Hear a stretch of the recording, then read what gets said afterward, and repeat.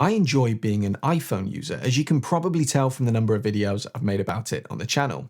But the iPhone is far from perfect, and there are a number of things about using an iPhone that I find really frustrating. Thankfully, in many cases, there are quick and easy fixes for these problems. So in this video, I'm going to share with you 10 common frustrations and how to fix them. Okay, let's get into it. You might be watching this and feel that you're an absolute selfie pro, but if you're like me and find the hand angle that you have to hold your camera at awkward when taking a selfie, hear me out. The problem, for me at least, is that when I'm holding the phone out in front of me, getting the phone angled where I want it, while also being able to tap the shutter button, is really uncomfortable. So try this instead. In the camera app, tap the white upward pointing arrow at the top of the screen. Then at the bottom of the screen, scroll along these icons until you see the clock button. Tap on that, then tap on 3S, which stands for 3 seconds. Then tap the shutter button, and you've got 3 seconds to position the phone exactly where you want it for the perfect selfie without having to worry about being able to touch the shutter button again, because in 3 seconds, your photo is taken. If 3 seconds isn't enough, you can tap on 10S for 10 seconds instead, but just remember to turn the feature off when you're done with it. How many times have you held your iPhone out in front of you in landscape mode to take a video, only to find that when you review it, it starts flipping around like you can see on the screen now? This is because for whatever reason, when you captured the footage, your iPhone believed that you were capturing it in portrait orientation, so it's treating the video as if it's in portrait. No matter how many times you rotate your iPhone, the video will always flip the way that you don't want it to. Fortunately, this issue is easily resolved during post-processing and only requires a couple of button presses. Open the Photos app and locate the video that you just captured. Tap the edit button, then at the bottom of the screen, tap the crop button. Next, tap the rotate button located in the top left of your screen. Repeat this as many times as necessary until the video is in the orientation that you want. Press the done button when you're happy with your selection. Now your video will be saved in full resolution in the exact orientation that you'd intended when you recorded it. Let's say someone just sent you a photo in a message, or maybe you've just saved a photo from Safari. You open the Photos app, go to the library and select All Photos, which is the default view, but the photo that you're looking for is nowhere to be seen. More often than not, this is because the photo that you've been sent is older than the photos that appear in your library. Your iPhone's photo library, by default, will sort by the date the images were captured, and if the image that you've just saved has metadata that tells your iPhone that it was captured on a date earlier than what you have in your library, it will sort it accordingly. Now, you might find that if you tap on the time at the top of your screen, which is a handy hint, by the way, it takes you all the way to the top of your photo library. The image might be there if it's especially old, but it could be randomly stuck somewhere in your photo library. So in this instance, we would do the following. Oh, and by the way, a quick handy tip to get back to the bottom of your photo library, just tap the library button at the bottom of the screen. Tap on Albums and you'll see at the top of the screen, there is an option called Recent. Tap into this. This will show you images based on the date that you saved them to your device, regardless of the metadata in the image itself. So this way, even if the photo is particularly old, so long as you saved it recently, it will show in here. In the Mail app, you can see that you've got this line of options just above the keyboard, and one of those options is a scan button. When you tap on that, you can use your iPhone to scan a document directly into your email. This allows you to send a really high quality scan of an image as a PDF file to the person that you're emailing. It's really useful, but what frustrates me about iOS is that Apple assumes you will only ever want to do this in Mail and never via Messages. When you go to the messaging app or WhatsApp, for example, the only option that you have is to take a photo. This never scans at the same level of quality and can only be sent as an image. There is a quick workaround. Open the Notes app and create a new note. Tap on the camera button and choose Scan Documents. Scan your document and tap Save when you're happy with what you've scanned. You've now scanned a document, but you've scanned it into a note. Tap on the downward pointing arrow in the scan and choose Share.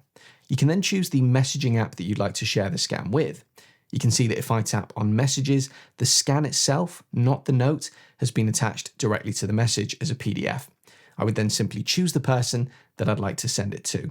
So whilst it isn't quite as quick as scanning directly into the Messages app, it only takes a second or so longer and it gets you exactly what you want. How many times have you been in the middle of doing something only to receive a phone call, which then takes over your entire iPhone screen, forcing you to either accept the call or reject it? It's really annoying because ultimately someone else has the ability to take over your phone in that moment. Thankfully, there is a really quick fix for this. Open Settings, scroll down and choose Phone. Tap on Incoming Calls and change this from full screen to banner. Now, when you receive a call, it will appear as a small banner at the top of the screen, which you can literally swipe away if you want to ignore the call, rather than being forced to accept or reject it. Oh, and also another handy tip in here, which I think every iPhone owner should know about, is silence unknown callers. You can find this at the bottom of the phone screen here in Settings. With this setting enabled, calls from unknown numbers will automatically be silenced and sent to your voicemail. You'll still receive a notification to let you know that you've missed a call, but if you find that you get a lot of spam calls, so long as you're good at managing your contacts and ensuring that people who need to call you are saved as a contact on your phone, this can be a good way of fixing that problem. This video is all about fixing the frustrating things about the iPhone, and something that used to frustrate me was all the cables that I'd have to travel with to make sure that all of my devices were charged when I was away. A USB-C cable for my iPhone, a lightning cable for my AirPods, and of course a watch charger just for the watch. Thankfully, charging whilst on the go is now so much easier since I got the MagGo wireless charging station by Anker, who are sponsoring today's video. This pocket-sized foldable charger connects to power via a single USB-C cable, so that's all you need to take with you from now on. Once it's fully unfolded, you've got the magnetic wireless charging on the front, thanks to the Anker's industry-first Qi 2 wireless charging with 15-watt magnetic power profile, comparable to the original MagSafe technology, which is the best way to charge all the latest iPhones. So if you're like me and you like to use standby mode with your iPhone, you can do this even when you're on the go. On the back, you've got a fold-out authentic Apple Watch module for fast charging of your Apple Watch, and nestled neatly in between the two is a small wireless pad for charging your AirPods. You get everything that you need included in the box, and I love the fact that I can just leave this in my bag and know that I'm always going to be sorted whenever I'm away from home. A perfect charging solution for your family of Apple products. But what if you're not at your home or your hotel? Maybe you're sat on a bus or on a plane or somewhere where you have no ability to plug into power. In that case, you need the Anker MagGo power bank. About the same size as a deck of playing cards, this 10,000 milliamp hour power bank allows you to wirelessly charge your iPhone with up to 15 watts of power, or a maximum output of 27 watts when used with a cable. In fact, it can do almost 2 full charge cycles of an iPhone 15. There's a kickstand on the rear to keep your phone at the perfect viewing angle while it's charging, and the LCD screen tells you how much charge you've got left and how long to charge your current device. Oh, and because it supports wireless charging, you can even charge your AirPods on it. So if you want to level up your charging game while you're on the go, click the link in the description of this video to get your very own Anker MagGo 15-watt charging products. If you've upgraded from an iPhone with a home button to one of the full-screen iPhones, there's a chance you're missing your old pal, the home button. Getting used to the different ways of interacting with a full-screen iPhone can be challenging. Thankfully, there's a way to get the home button back, at least in a sense. Go to Settings, then choose Accessibility, followed by Touch. Tap into Assistive Touch at the top of the screen and toggle this feature on. A small button will appear on your screen, which you can press and hold to move around the screen to wherever you want it to be. Back on the Settings page under Custom Actions, tap on Single Tap and choose Home. This essentially creates a home button that you can press at any time on your iPhone that behaves exactly like the home button on your old iPhone used to. To dive into this a bit more, if you go back to Settings and tap into Double Tap, I would recommend that you choose Open Menu. You'll then notice that when you double tap on the button that we just created, it opens up a menu with some options. By default, this includes useful functions like opening your control center, accessing Siri, or viewing your notifications, but you can customize what this menu allows you to do by going back to Customize Top Level Menu and choosing from the options there. So if you want to include things like taking a screenshot, or opening the camera, or even running a custom shortcut, this is all available here. QR codes are increasingly becoming part of our everyday life, but if you've ever tried to use the code scanner that's built into the camera app of your iPhone, you'll know how awkward it is. You tap to open the camera app, you have to make sure that you're in photo mode, then you point at the QR code, and you have to tap on the link that appears on screen, and if you don't do this quickly enough, sometimes the link disappears, and it can then be a struggle to get it back. There is a quick way of dealing with this though. Open Settings, choose Control Center, and ensure that Code Scanner is included in your Included Controls section. If it isn't, you'll need to tap the green plus icon at the bottom of the screen to add it. Then the next time that you want to scan a QR code, simply open Control Center and tap on the code scanner icon. The great thing about this is the code scanner is literally designed to scan QR codes. So the moment it successfully scans the code, it will perform the necessary action without you having to do anything. Running out of space on your iPhone is extremely frustrating, especially if you're trying to save a video or update the latest operating system.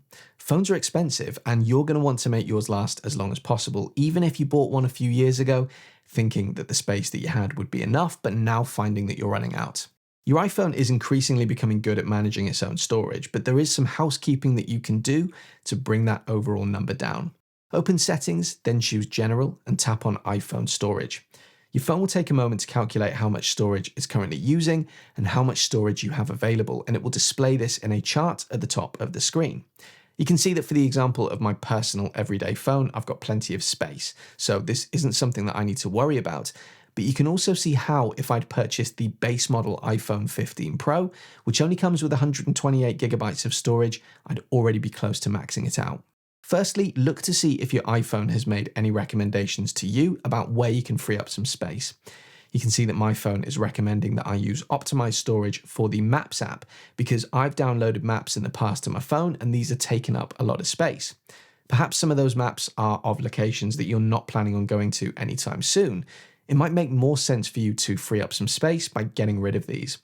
Your iPhone will make recommendations on things like this, but also on any videos that you might have downloaded from Apple TV or Netflix, maybe music files that you've got downloaded, or maybe large attachments that you've got in Messages, anywhere that your iPhone can see that you're using up storage that you could free up. The next thing that I would recommend that you do is look at the apps that are using up space. So you can see that my Instagram has taken a horrifying 20 gigabytes of space on my phone, so that's definitely something that I would want to explore. The quickest and easiest way to do this, in my opinion, is to delete the app. You can see that there's an option here called Offload App rather than deleting the app. The thing with offloading the app is that doing this retains the documents and data, it just deletes the app. The idea behind this is that if you ever want to reinstall the app in the future and still maintain all the data that you'd associated with it, you can do so using this method. But it's the documents and data that are taking up all the space here, so this wouldn't be suitable for what we're trying to achieve. I would also recommend that back on the apps page, you sort by date last used rather than size, which is the default. Once you've done this, scroll down the list of apps as far as you can go. The apps shown at the bottom of this list are the apps that you haven't used in a long time. Be ruthless and get rid of anything that you don't think you're going to use in the near future. You can see that I have lots of apps that all take up at least 100 megabytes of space, and whilst getting rid of one app here and there might not make a huge difference, if I could get rid of 10 or 20 apps that are all taking up this kind of storage, it would make a difference. The final thing that I would recommend is that you go into Settings, then Photos. Enable iCloud Photos and enable Optimize iPhone Storage. This will upload your photos and videos to iCloud and will also work intelligently to ensure that only the photos and videos that you want to view are downloaded to your device, which frees up a lot of space. I get that not everyone likes cloud storage. If you're not going to use iCloud, I would recommend that you use an alternative cloud storage provider that you trust, because photos and videos are a huge drain on your iPhone's storage capacity. By the way, if you prefer to have content like this in a written format, there's a PDF version of this video complete with screenshots, and you can access it along with all other PDFs I've created plus future ones for just $5 a month. You can either scan the QR code that you can see on screen or follow the link in the description of this video to learn more. The torch, or flashlight if you're watching this from the US, is a great feature for getting you out of a difficult situation because, let's face it, you're always going to have your phone close at hand. You would go to Settings and Control Center, and so long as you've got it enabled in your included control section, you can access Control Center, tap the button, and the light will come on. But there are often times where I just need a little bit of light to see what I'm doing, but I don't want so much light that I disturb people around me. If all you do is tap the light on and off, you don't have any control over this, but if you long press on the torch or flashlight button in the control center, you can choose the brightness level. There are 4 levels for you to choose from, so you should be able to find a brightness that works for your situation. Also, a little bonus tip, if you own an Apple Watch, you can use your Apple Watch as a flashlight as well. I use this feature all the time when I'm trying to sneak into our kids' nursery without waking them up. Simply access the control center and tap on the relevant icon to choose it. Or if you've got a Watch Ultra, you can assign it to the action button, which is what I've done with it. Once the light on your watch is active, you can use the digital crown to increase or reduce the brightness. If you've spent time setting up the camera the way that you like it, with elements such as filters and the kind of macro control you prefer, it can be really frustrating to find that every time that you open the camera app, everything is reset to the default. I would really recommend that you take a few moments to enable a feature called Preserve Settings, which will essentially save your choices. So to do this, first you'll want to ensure that your camera is set up how you like it. I'm talking about aspects such as your filters, photographic styles, formats, and all that kind of stuff. Then you can go to Settings, choose Camera, and tap into Preserve Settings. In here, select all the camera features that you'd like to remain exactly the same each time that you open the camera app. You can obviously do this for as many as you like. I do this for camera mode, creative controls, macro control, exposure adjustment, night mode, portrait zoom, Pro RAW, Pro Res, and live photo. Note that your phone may not have all of these options depending on the model that you have. So there you go, 10 of the most annoying things about the iPhone and how you can easily fix them. What do you think? Anything that should have been included in this list? Drop me a comment and let me know. And as ever, if you found this video useful, do please consider leaving me a like and subscribing to my channel for more content like this in the future. See you on the next video.